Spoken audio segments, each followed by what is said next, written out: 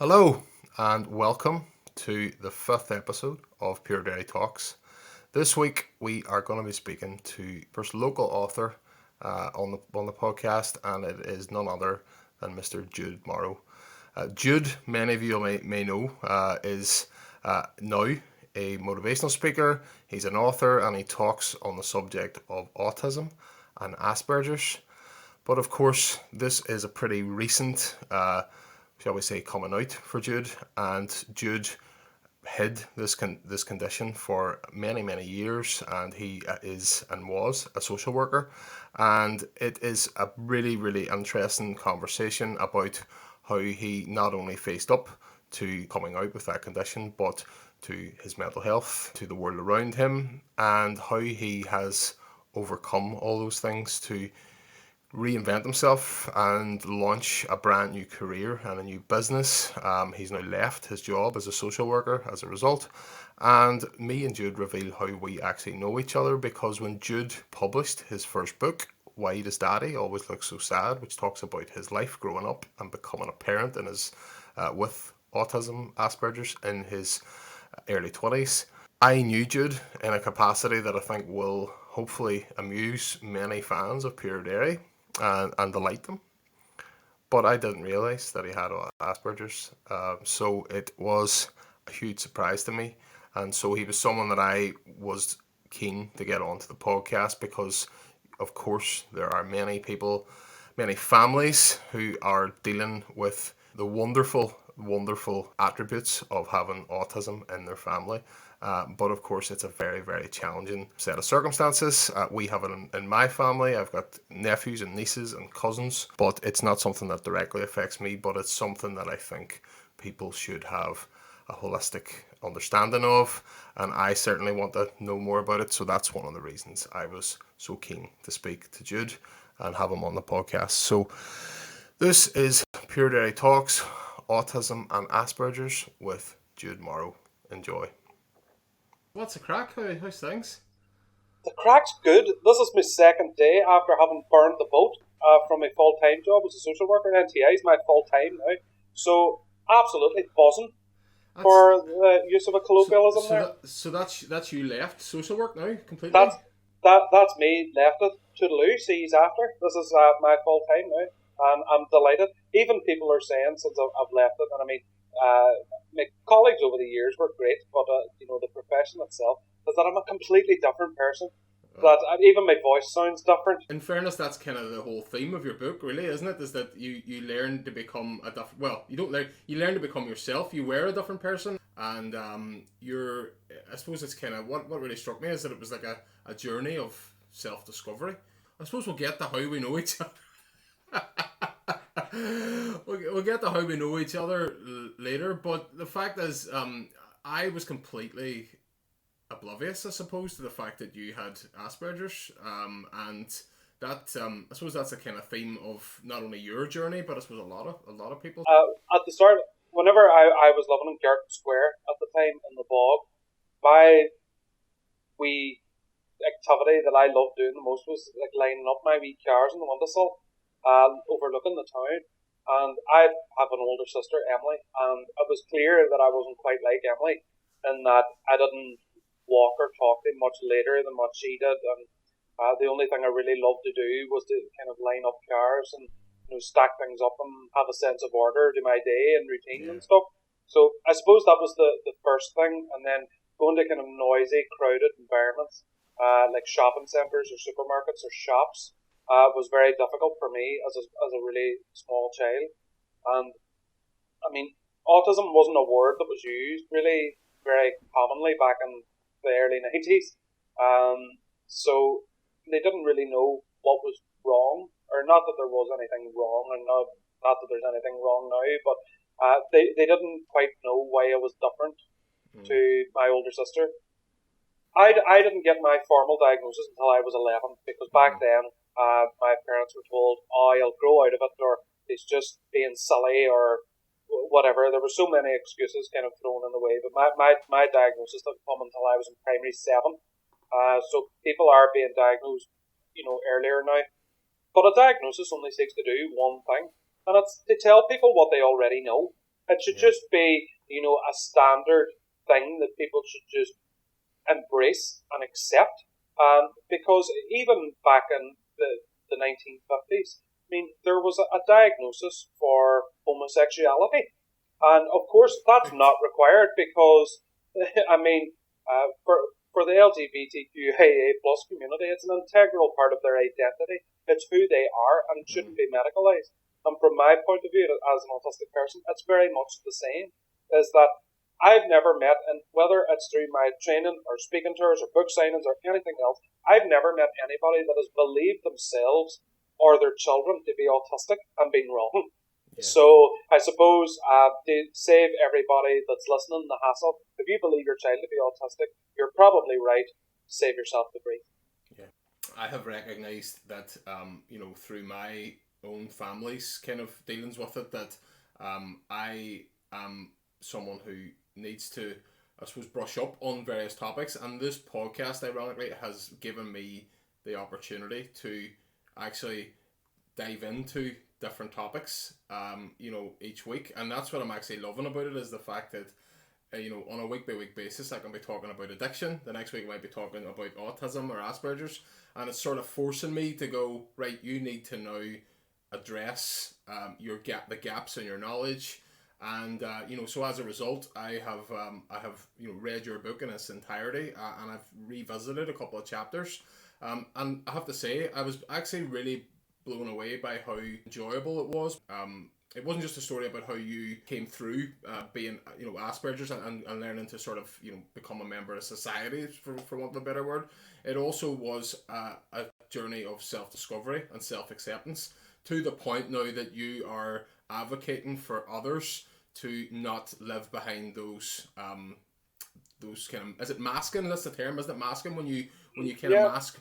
yeah, it is. And the reason why I had been autistic for so long, even from you or anybody else in the world, Mm, was because if you're autistic, it's not socially acceptable to be autistic. And I'll give you the reason why. As because lining things up and stacking things up, things I love to do, right? That's deemed as inappropriate play by professionals. And then, like, I used to repeat things and whisper things and even sing words when I was younger to try and, communicate properly. But then that's like a lack of communication skills. And yeah, then, like, I'm very much a lone worker. I like doing things on my own. I'm very twitchy, fidgety. I can't keep my arse in a seat for too long. But that's per social skills. Do you know what I mean? Is that I yeah, mean all the advice and self help books in the world just tell you be yourself. But the yeah, problem is, if you're autistic, you're not allowed to be yeah. You're because not allowed to be, you're you're not allowed to be. and you're still probably figuring out who yourself is, because it struck me like how do you navigate the world when you don't know what when you don't know what the difference is between what you perceive to be reality and what someone else perceives to be reality. And the old adage is a perception is reality. So for you, your reality was normal. That was normal to you. The things that you felt and the things that you perceived were your normality. And it's interesting. I have another friend who recently got the again, I'm back to terminology, but the diagnosis, shall we say, that she had Asperger's. So she was very much on that scale of Asperger's, and she's nearly the same age as me. You know, Yeah, it goes to show that that people can go through their entire lives without really realizing that that they have these other conditions that could explain different traits in their personality. And if you don't know, how do you know? How if people just put it down to other things. So yeah, and especially with women and girls here, and I'm actually really glad you brought this up because mm, with women and girls, whenever it comes to autism, they're so misrepresented because it's always put down to a lot of other things, like even things like hormones or poor behavior and stuff like that. mm, I mean, some really horrible and derogatory things that are often said about autistic girls and women who really have this identity struggle, this identity crisis, yeah, because it's not often validated. I mean, the only thing with me is that I'm your stereotypical white middle class boy, which is what the kind of customer avatar for autism is Yeah. white middle class boys. Yes. So I mean that's why kind of girls and women can fall through the cracks and often go without kind of validation of their identity for decades, maybe under their 30s, 40s, and even 50s. Wow. Wow. Because like it's ironic. My niece has whom we believe to be very much definitely autistic, and we sort of believe to be in that Asperger's sort of range because her emotional sort of makeup and just how she carries herself. She very much reminds me of you as a boy in the book, in her how she interacts and how she plays, and it's funny. I obviously also listened to your TED talk. You did a TED talk recently. And it was interesting because you touched on a couple of the same stories from your book about building the raft, about the teamwork exercise that you says, "Don't worry about teamwork. I got this. Yeah.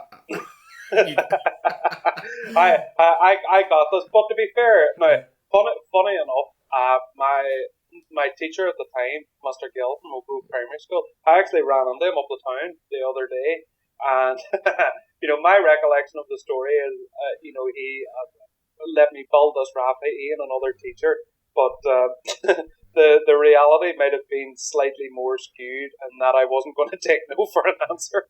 So, but I did build the raft. Unfortunately, it just ended up collapsing and falling apart everywhere. It didn't go, but I built it though. I you built did it though. you did build it. I think you left out a detail. I think in the TED talk, which is that when it happened in the book, you basically blamed all your team. Wasn't that you blamed everybody else? It's all your fault. You didn't do Yeah, it. it was, and it was. But I mean, with the TED talk itself, I had a very very strict time limit of about 12 and a half to 13 minutes. So I needed to use that time to be more positively focused rather than Uh, blaming everybody. uh, Because if they allowed me to blame everybody, I probably would have taken a 2 hour slot instead of just 13 minutes. Definitely.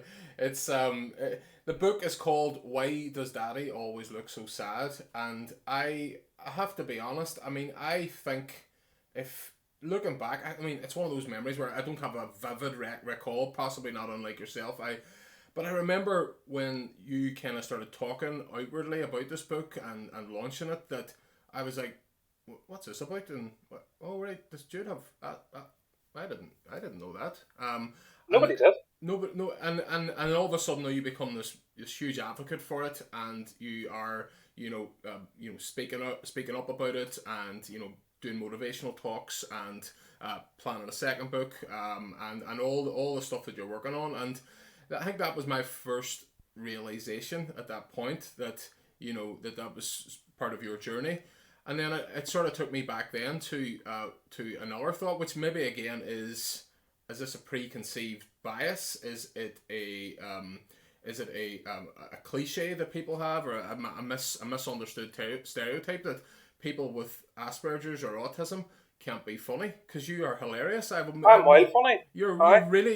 You really are funny, and you have actually, and how I know you, and people don't realize this, is that you are a member of we haven't done a lot in a while, but you're a member of the contributor group for Pure Dairy. You've been sort of throwing ideas into the mix for Pure Dairy for a number of years, and your I was gonna say your pièce de la résistance is the article that the Ballymac Friar awarded a Michelin star. That was brilliant. I So love that. And I tried to find it and I couldn't. you For the couldn't. purposes of when this goes live, can you put a link to it in the comments? Well, Because I want to show that to people. no, I thought we could do for the crack is Pure Dairy Ballymac Friar.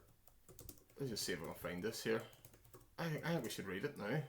Oh, there it is. I can't wait to read that. I can't really see it Right. because my screen in the sense that small, so I'll not be able to read it out Well, myself. I'll read it out for you. So, Thanks. Ballymac Friar awarded Michelin star. There were joyous scenes across Derry today as the Ballymac Friar became the first eatery in the city to be awarded a Michelin star. The 2017 Michelin Guide, designed so people wouldn't have to go on Facebook to ask where's good for a munch, hey, was released this week. Although the Ballymac Friar doesn't has bottles of water that cost £18, a vegan menu, or indeed any chairs, Midson Judge Jean-Claude Van Chipper told us, it has extensive and beautifully crafted menu which is say magnifique, especially after a night on the rip. The critic also raved about the customer service at the establishment, singling out the chef, waiter, server, doorwoman, owner for praise, who reportedly asked him in a soothing, phlegmy tone, "What's yours, love?" The Ballymac Friar described itself as a fusion restaurant mixing Irish, British, Chinese, Mexican, French, Spanish, American, Indian, South Vietnamese cuisines. Pure Derry called this evening to place an order, but were told we'd have to wait 6 months due to its rise in popularity. The Friar opened in Derry in 1358 AD and has been at the forefront of local culinary excellence ever since. The world's first chicken box was pioneered there, and it's said to be the first place to serve Chinese curry sauce along with chips and cheese, and to whack taco sauce on battered fish. Gordon Ramsay, the less famous cousin of Frankie Ramsay, has made inquiries into opening summer shipping containers chippies in both London and Los Angeles. This is the fucking future of food, he told us. I had a fucking Mexican ground beef and it was fucking delicious. Much better than any of that beef Wellington shite I used to serve at Claridge's. Right, that was a really shit London accent, wasn't it? Why am I leaning on the microphone as well? Like, it doesn't make any difference. Even if it's across the room. It doesn't make any difference. In celebration of the award, the famous eatery has temporarily been moved to the local chapel grounds, where it is rumoured Jesus will feed 5,000 residents of Ballymac with taxi man specials and dumpy bottles of pineapple smack. There you go. There we go. There we go. Dispelling the myth that people with Asperger's and autism aren't funny. That is Ballymac Friar awarded Michelin star. That's a great bit of advertising for the Ballymac Friar, I must say. I know, and I don't know if they ever reached out or anything, or if they sent a message, but they did share it. I remember at the time that was it the owners or somebody that works there, and there was I think if you check the shares, there's somebody that works there involved in the shares and like getting a bit of crack. So I mean that's kind of just a light touch, I suppose, Jude, on the fact that we do have we that's kind of how we know each other, and then you've kind of stepped forward now as a motivational speaker, as an author. So that was something of a surprise for me, but I have to say a very, very good one. So how did the TED Talk go for you? How did you find it? It was the most nerve-wracking thing I've ever done. Like, I've kind of done talks that are 20 minutes, half an hour, and I've managed to wangle a couple of after-dinner gigs as well at an hour and a half. And the TED Talk experience, because of the magnitude of it, hold on, you talked for an hour and a half? I did, believe it or not. I talked for an hour and a half. How, did anybody stay to the end, or? Of course they did. While engaged.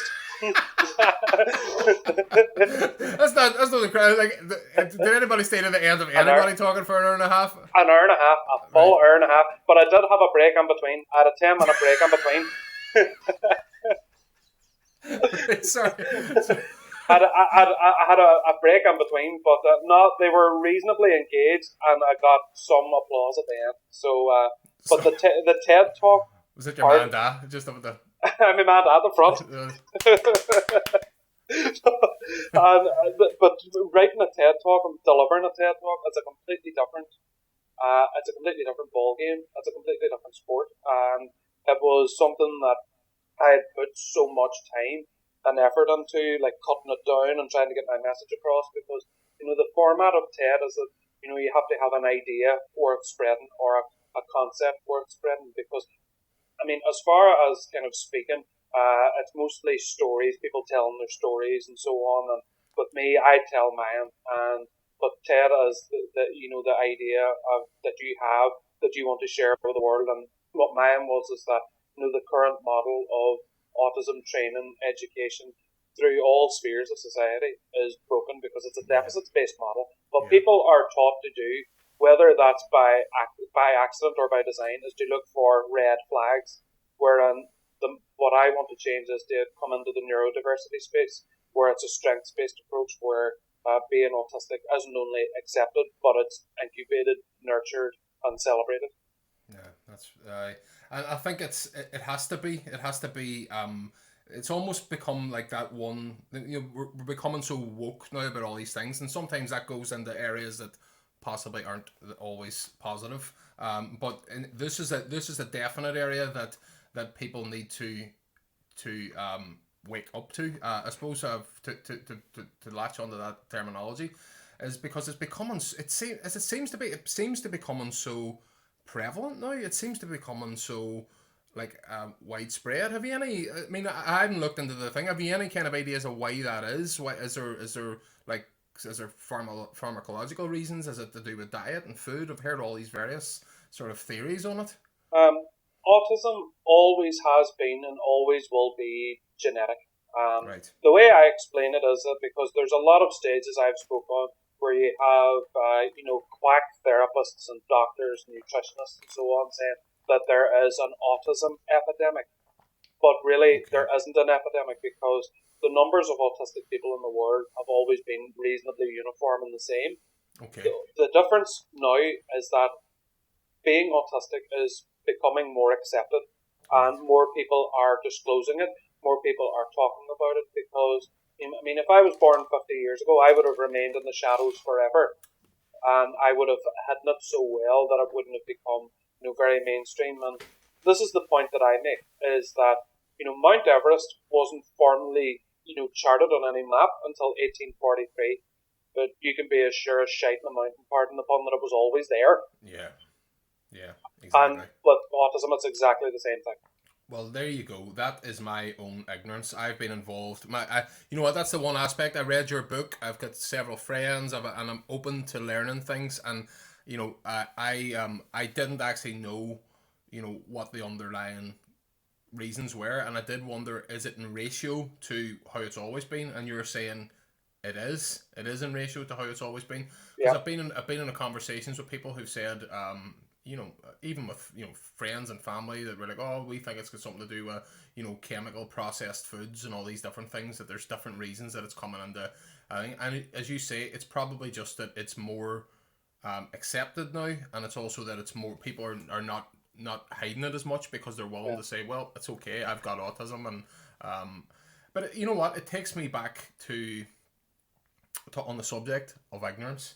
It takes me back to a story from my university when I first went to university up in Jordanstown. There was a guy also in my halls of residence. He was not very verbal, and he just kind of hovered around and stood in the corner and didn't think. And at the time, I remember like everybody there, myself, the girl that I ended up seeing, even people there, we just thought that he was an oddball in university. And it was only many years later, and bearing in mind we were 18, 19, it was only many years later that the penny dropped on me when I started thinking about that. Was like, oh, that guy must have been on the autistic scale, because he just wanted that connection and he didn't know how to make that emotional connection. And it's so funny that he actually approached me and we became friends much later. And he approached me at a mutual friends party, and he brought it up, and he's all, do you remember at university I didn't know how to connect with people. My mum and dad didn't know how to deal with these issues, and it was only when I basically got out of university that I started to sort of face up to who I was and how I could interact. And I look back on that with, I suppose, embarrassment and a sense of shame and a sense of just of stupidity that I wasn't old enough or savvy enough to recognize at 18 years of age. And that's not that long. Well, it is actually that long ago. It's quite long.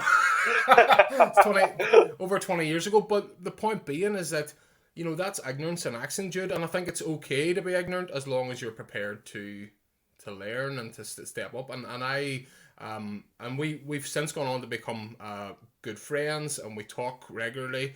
But honestly, at the time, like I had no concept of what his situation was, or anything other than he was just the odd guy at university who didn't have any social skills. And that's, I suppose, indicative of how far the world hopefully has come across the course of the last 20 years or so. Yeah, and I mean, a lot of people's stories are like that. And even for me, being autistic myself, it doesn't mean that I wasn't ignorant myself. Is that Mm. I grew up thinking that I was a disordered version of everybody else. And And don't get me wrong, everybody had their hearts in the right place. At the same time, there is kind of something to be said for the societal dynamics at the time, where people didn't really know what autism was or who autistic people were. So I don't think it's something to overly feel guilty about, because even from my point of view, is that I did grow up feeling that I needed to be a certain way to fit in with the people over there, and I needed to have this sort of mindset about it, that I had a negative thing that I needed to harness and overcome. But it was only, much, much later on that, I just thought, what, I've come pretty far being how I am, Mm. and, being negative about it forever is only going to do me more harm than good. So I Yeah. suppose changing that perspective is what really did it. Yeah. And do you think is like how do you feel then about the fact that the world still expects people with autism and Asperger's to essentially come up to or come across, maybe come across, if you want to think it in lateral sort of terms, but you're expected to meet that standard rather than the world coming to meet you. Do you think that we should be making strides towards kind of meeting in the middle? I mean, absolutely, and this is why NTA exists, is because I grew up as somebody that the onus was always on me to change, and for me is that society and attitudes need to change. I mean, not us. I mean, Yeah, because we can't change, nor do we want to change. yeah, Like even for the likes of schools and workplaces, because there's two really sad facts actually that underpin the autistic existence. Is that I don't know if I told you this already, but the life expectancy for us is only 30, 60, 54, and there's only 16% of autistic people in paid employment. And the reason for really, that is because, yeah, the societal view is just so negative, is that, whenever you look at the deficits based model when it comes to autistic people, you think, oh gosh, I don't think I should give them a job. I mean, that's really the way it works. And what I ultimately want to do is change that narrative to say that we do have gifts, we do have talents. And I mean, if you look at every field of human endeavour, there's an autistic person that's there or thereabouts. I mean, like Einstein or Stanley Kubrick. I mean, anybody else. I mean, if is it? Einstein was born now, there would be no special and general relativity, because a well-meaning person would probably say, "Now, come on, wee Albert. Now, stop looking up at the stars and worrying about quantum physics and gravity and blah blah blah." No, that's so true. You know what? That was at the end of your TED talk, and I suppose I was interested at that point. I was hoping that is that me giving you constructive feedback on your TED talk? Is that I was actually hoping that you were going to go on to give more examples during that. So you've just done that, which is Albert Einstein. I didn't realize that. I didn't actually realize Albert Einstein had Asperger's. Asperger's syndrome is a diagnosis. It's not given out anymore. It's just autistic now. Yeah, it's like a high And functioning. yeah, and the thing is though with functioning labels is that, and I mean my book is a perfect example of functioning labels, because on the outside, whenever I was, I'll take you back to whenever I was 22, right? I had a very well paid job. I'd bought my first house. I had my driving license. I had a beautiful car, which was a Rover 75, the most beautiful car I ever made, and I'm actively looking for another one as a Sunday car. I mean, I had a really, really good kind of setup, and I would have been viewed by the people around me as being high functioning autistic. Now, see, in that period of time between finding out that Ethan was coming along and that he actually came along afterward, would I present as somebody that it was high functioning? The fact of the matter is that functioning labels only determine the impact of somebody's autism on other people. So, I mean, Right.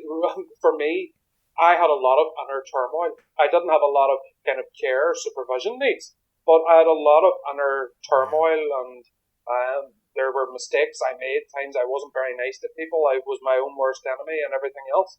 And you may have people that are that have learning disabilities or intellectual disabilities, that the impact of their care needs might affect a lot of people around them, but Mm. internally the level of awareness, insight might be a bit less than everybody else, and may be perfectly happy internally. So functioning labels don't really work. Yeah.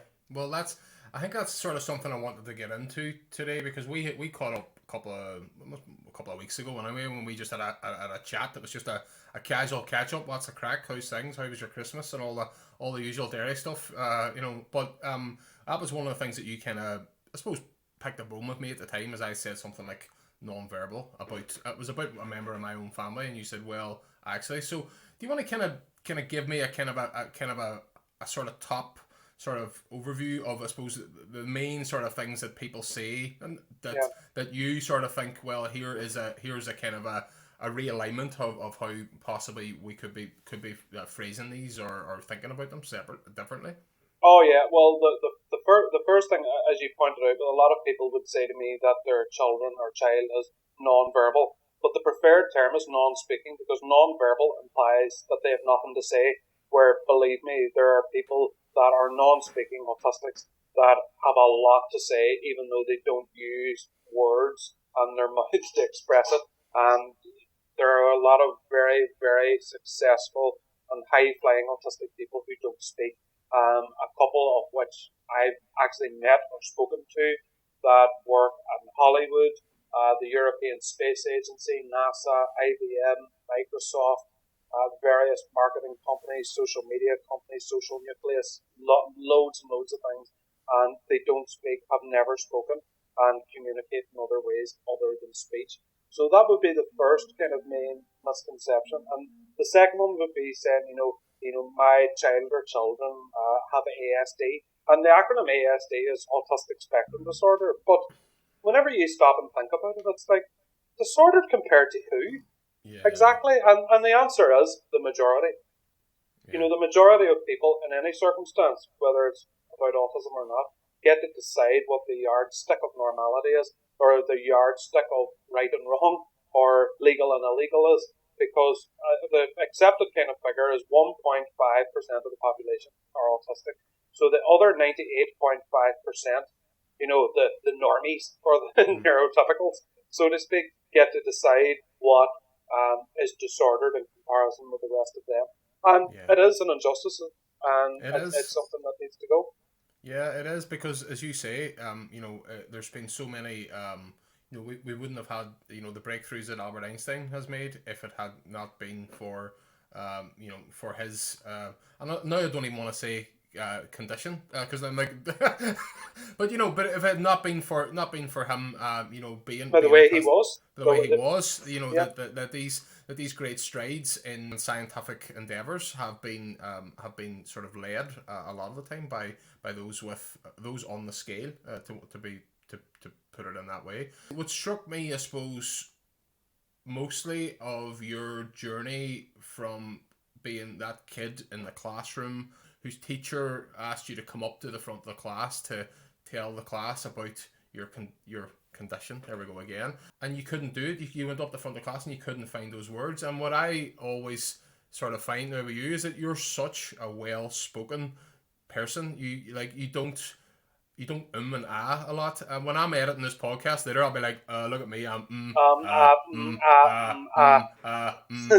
all the time. I'm like, oh my god, Kieran, stop and think about what you're saying. Whereas you seem to just flow. You get into a really beautiful flow when you're speaking, and I think it's and obviously you're a really really intelligent person, and I think that that, I suppose, speaks volumes for that in itself. That you've gone from being someone who couldn't communicate to who I believe now has mastered communication now so well that you're better at people who are supposedly natural at it, at the norms at it, like myself, who just kind of ums and ahs his way through things until it makes some reasonable point that people go, I kind of get what he's saying there, actually. But at the same time, I'm still partially ums and ahs as well. And if you're talking about any topic that kind of captures your passions and imagination, something that you really love, the ums and ahs disappear. Like, It's so true. if this was the other way around, and I wanted to ask you about video content or branding or anything like that,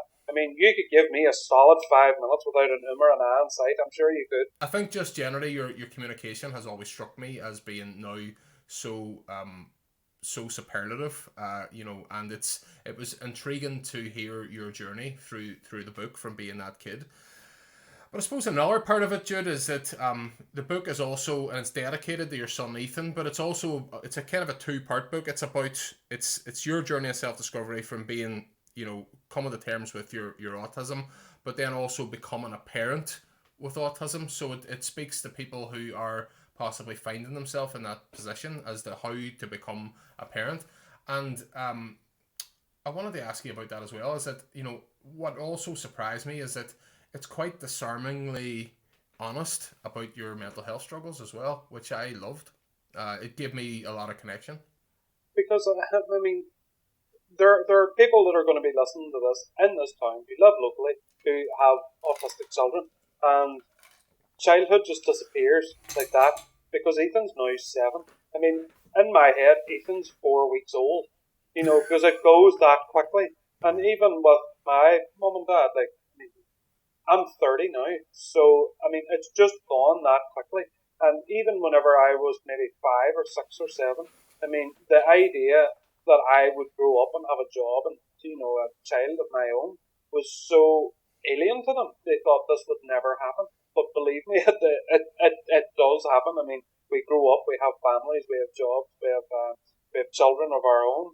And it was interesting in that a lot of literature out there is centered upon the parents' view of what autism is, as in somebody from the outside looking in. But I thought, you know what, I'll give kind of my perspective on it from the inside out. Because with me, like Ethan's not autistic, he's not like me, Yeah. unfortunately. For him, he doesn't have the gift. But, I mean, having that narrative shift and that I'm autistic dad and he's non-autistic Wayne Mm. is something that's a bit of an eyebrow raiser. And Yeah. a bit of kind of background on the book itself, if you don't mind, because it really dented my confidence at the start, and I'll tell you why. Because with that book here, nobody wanted it. Nobody was Really? interested.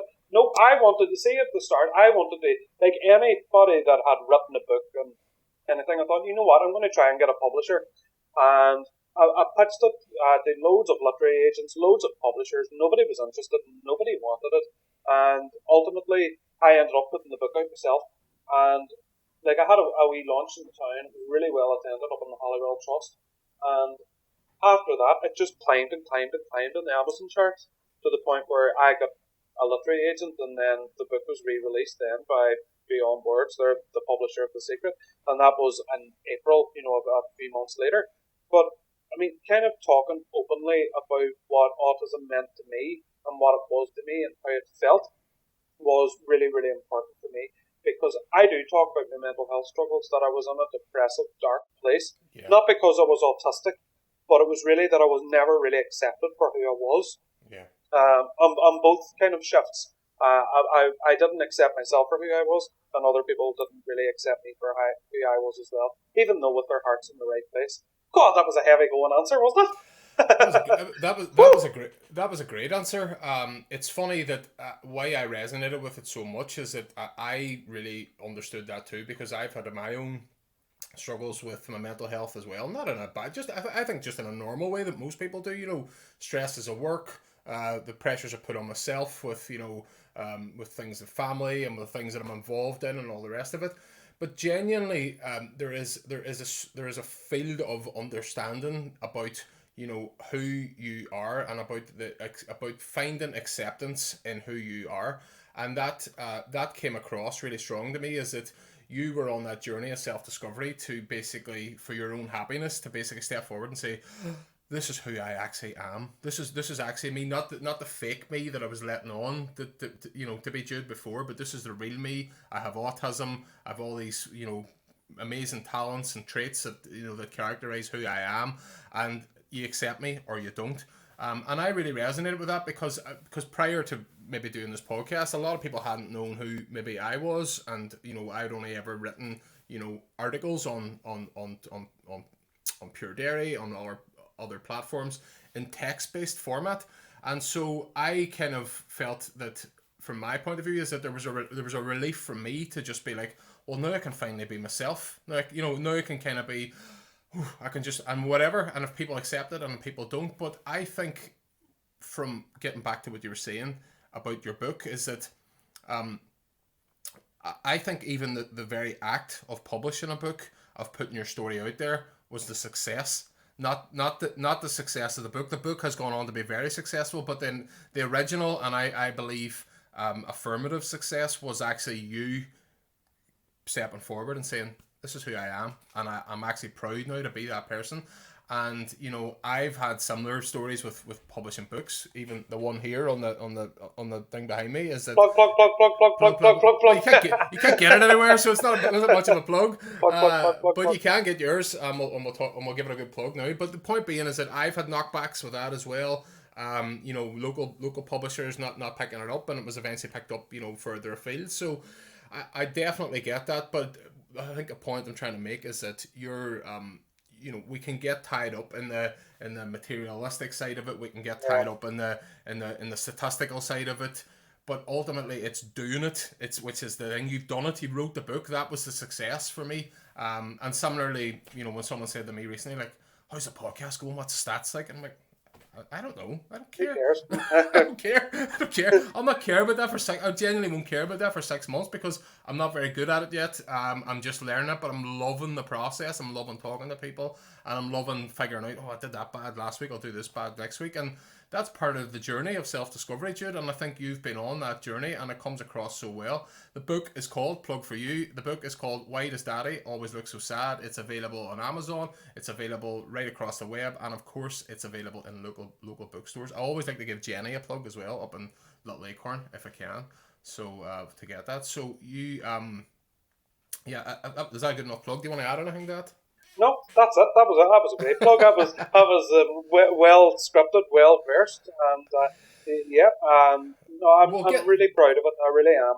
And you should be. You should be. I don't want to say surprised. I was. A lot of people say surprised. I was pleasantly surprised. Autism for me is like nieces and nephews. There's no one directly affected in my kind of familial sort of close knit circle that I'm having to deal with on a daily basis. But for me, I connected with your story, I connected with your journey, I connected with your mental health struggle, I connected with just your thing to become a dad. And also, I think when you went into those sessions with Jane, we talk about those sessions with Jane, I was really surprised by how well you invested into those. Like, there's a couple of those moments where you had these breakthroughs where you just like I was like, wow, it was almost like you were on stage with Barry Sinclair, the hypnotist up in the Rialto. I was like, probably had to be a certain age to get that joke, but you were really they were so vivid for you, they were so clear. Is that? I'm trying to get that point because I'm realizing that I'm waffling too much. The point I'm trying to say is, do you said in your TED talk, every day is a learning day. Do you ever get to a point where you think, right, that's it, now I've figured it all out? Or are you, is it constantly just... There are times I feel like I get close to that point, and then I realise, maybe I need to change direction or do something else, or move on to something different. But no, I'm just eternally curious. I'm never bored. I don't like sitting down for very long, and I just have like an unquenchable thirst for knowledge, which I think is what Einstein actually said too.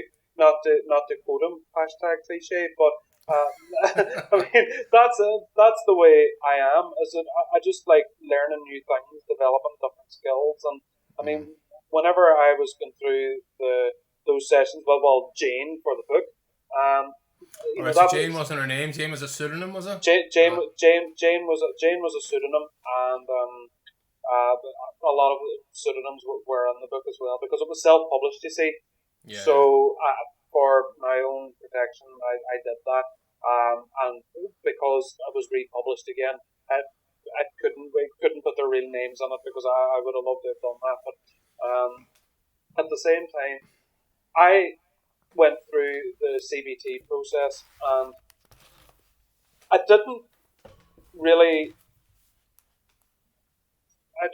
The breakthroughs didn't come as easily as they come across in the book. Of course, it was a long and arduous journey, and if I had put down the whole thing, it would have rivaled Leo Tolstoy's War and Peace for length.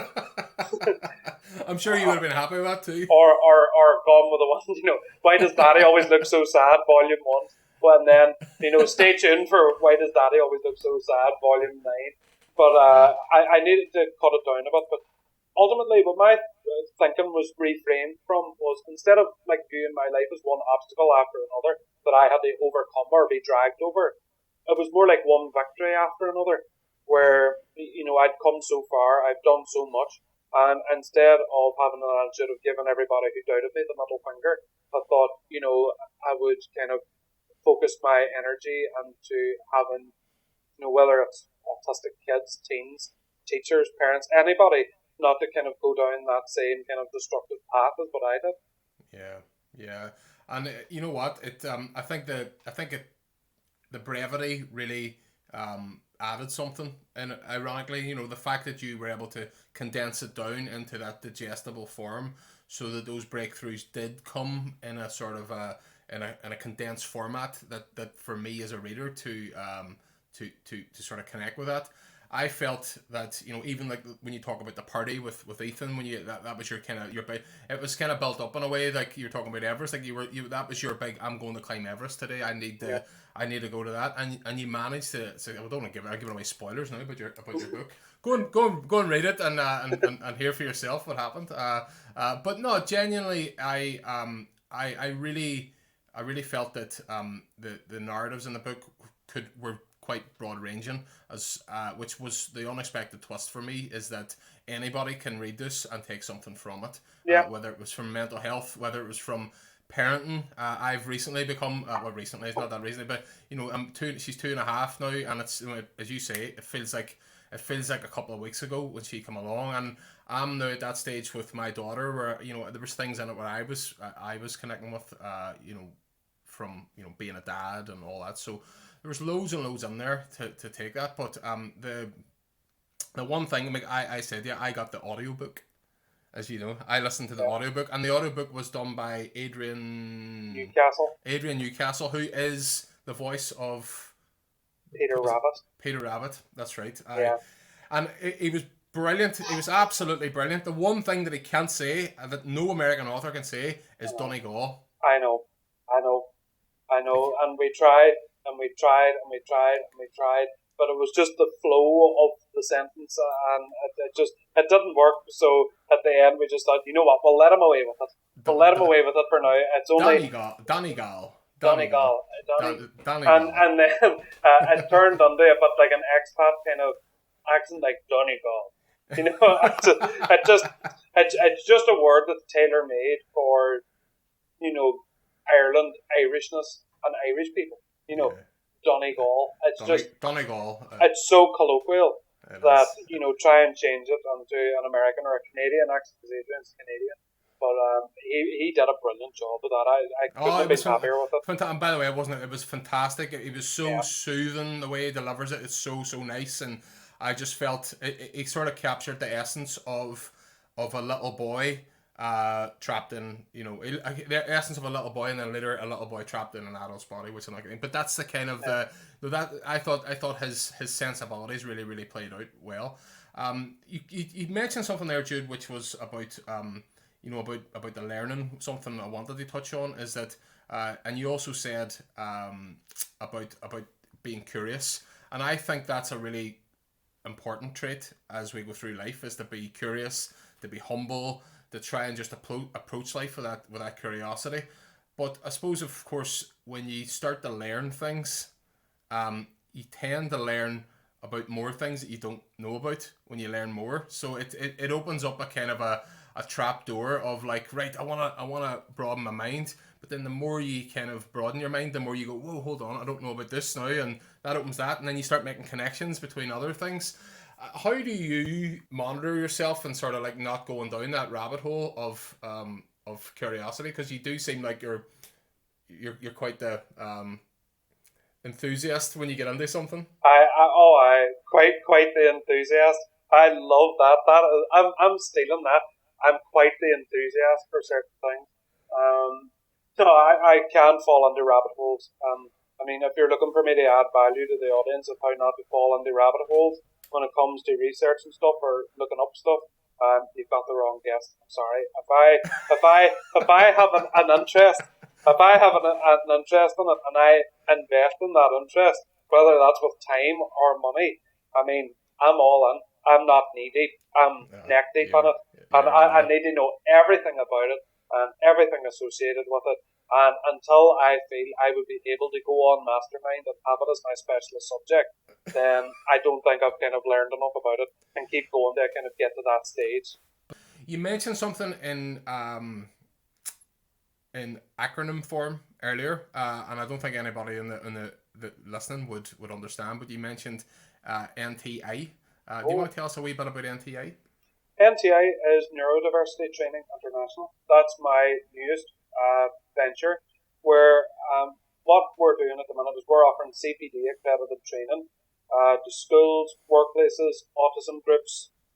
That's a really different approach because, as I said earlier, teachers and professional groups, workplaces are only taught the deficits model.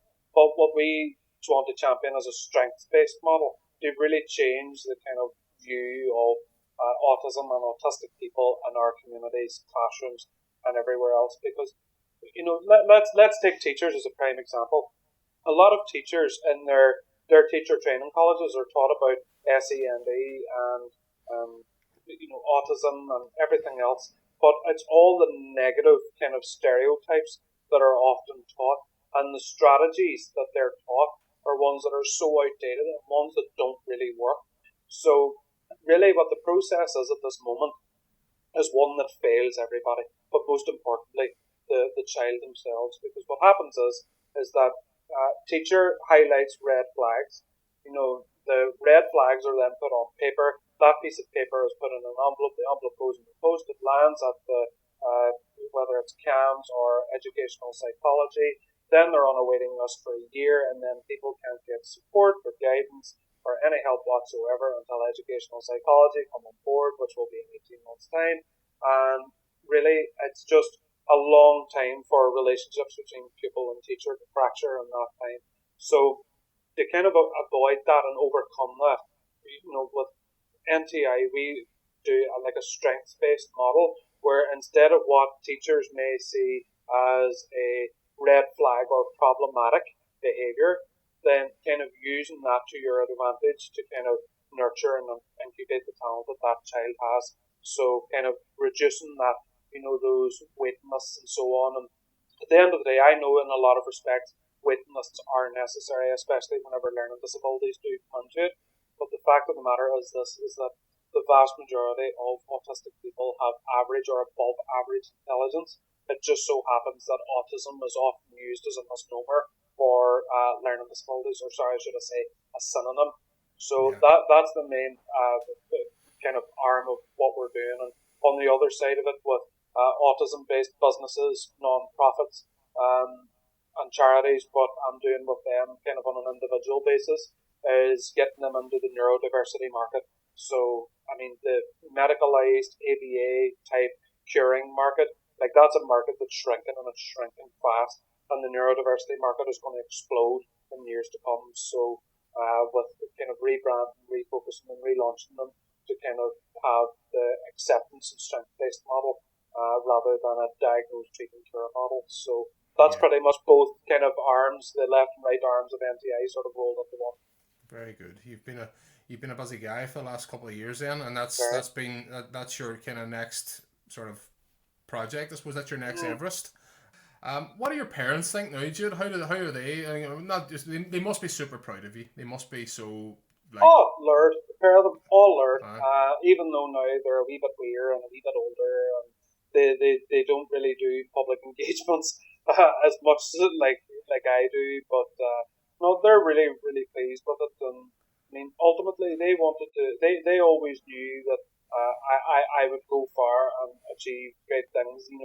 Their biggest challenge was getting me to believe that myself. yeah. That was their biggest challenge, and I think they feel now at this stage that it's mission accomplished, and they can put their feet up now and enjoy the rest of their life. Yeah, well, that's it. They must be proud, man. They must be, and even like the journey that your mum, especially your mum being the one who was your kind of caregiver and was always staying calm in the moment with you. And that's something thing I took away from that as well too, is that in the moments where I'm like, Lily, what are you doing, mate? Where are you at? And then you're like, Jude's mommy was Cam. You have to be Cam. Brave. I'm going to tag her in this. I'm going to tag her in this very podcast so she can watch it so that she's mentioned. No, and that's it. And you know, she especially must be proud as punch to see that you've come so far, and you know, and are doing great things as you say. So, what is next, then, my friend? What's next on the radar for Jude? Next on the radar for Jude is my second book, which is going to be out on the 14th of September. Now, it's a different kind of book where it's kind of not a collection of short stories. It's a bit different. I can't really explain it very well because of non-disclosure agreements and publishing contracts. No but it's out on the 14th of September. I can't say that much. I'm planning a big, massive launch here with fireworks, a flyby, it being themed all around the world, like Live Aid. I'm just gonna go all out for it because with that book launch, I missed it because of COVID. Really, like the big kind of global launch of it. I spent that in my house pretty much on my own, except for Penny, who got me a cake, which was lovely of her. But I mean, it was. She didn't get you a Mac fryer. sure, it was all shut, was it that? Everywhere was shut. We might have been able to pull a few strings there, Jude, and get you'd be able to get a cake in Tesco's quicker than you can get a Ballymac fryer, but you know what? We'll not go down that rabbit hole. We'll not. I promise. I said, don't talk about lockdown. Don't talk about lockdown. No lockdown. But for this launch, I'm going to go all out for it. I do want to go all out for it, and I want to get the community involved in it as much as humanly possible and have a big giant jamboree. Hopefully, if we can, make it bigger than when Oasis came to Braham. So that's the plan. That seems fairly reasonable. We can get the Ballymac Fryer to cater and all at it, and we can. I would love that. I would love that if they could do the catering for it. Yeah. That would be incredible. Just to have up on the board, the MTI logo, the the Beyond Words logo, publisher of The Secret, and then catering provided by the Ballymac Fryer. I mean, the answer is yes. Just approach me. There you go, folks. There's a business opportunity for the Ballymac Fryer. Get on board there. You could be doing 5,000 Taxi Man specials at Prahane pitches. Even they have like wee chicken box canapes. Like if you had like a wee cracker or something, then like a chip, and then a bit of chicken, a wee bit of taco on a cocktail stick. Just a wee bit of everything. A wee bit of taco sauce over it.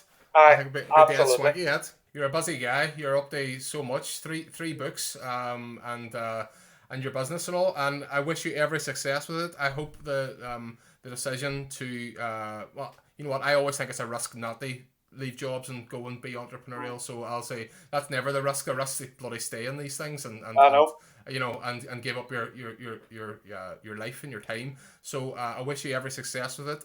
It's been brilliant catching up, and hopefully we'll get a pint soon. We will. Yeah. No, not hopefully. We will get a pint soon. By hook or by crook. We will, definitely. I'll be really, really looking forward to it. No, and I've been delighted to come on and chat to you, as always. As maybe next time when we do have a catch up, it'll be in the same room. Yes, with hopefully. Beer. Fingers crossed. Oh, I like beer. So yeah, sold. me and you in a room just drinking Buckfast, talking about your next book. I'm not sure that's a good Pete. Oh no, that would be a good vlog. Or a good video podcast, that drinking Bucky and talking shite.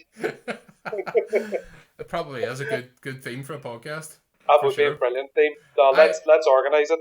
Let's do it. Jude, it's been brilliant catching up. Thanks for your time. And I hope that we catch up really, really soon in person. Super, and I really can't wait for that. It was a pleasure. Let me know when it comes out and I'll spam everywhere with it. Good man. Good catching up, Jude. Chat soon, buddy. And you, man. I'll see you later. Take care. Bye. Bye. Well, I hope you enjoyed that.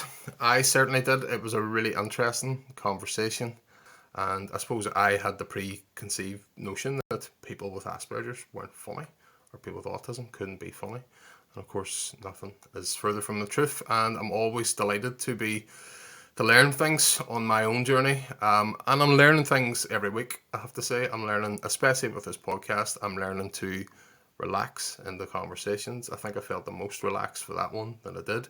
I'm learning to not treat it like an interview. Oh, and I'm also learning not to put big, massy, fucking ice cubes into your glass of water when you're drinking on a podcast because you've got a huge microphone in your face and that shit makes noise.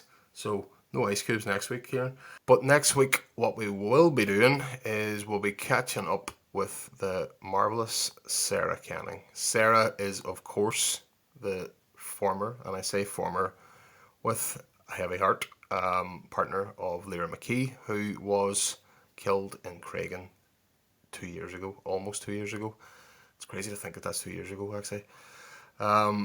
Sarah is someone who not only impressed me, but I'm sure impressed everybody with how she carried herself, the things she had to say at the most traumatic, awful time of her life. She was someone who just stood out and shone, and how she took Theresa May and Leo Varadkar to task about the circumstances and the things that was happening in the world at that time, and not only that, the things that she had to say about those who carried out Lyra's murder and how they have prevented justice from being served in the city is it has just been remarkable. And I know it's been a tough couple of years for Sarah. I actually didn't know Sarah before Lyra passed. I did know Lyra. We were acquainted.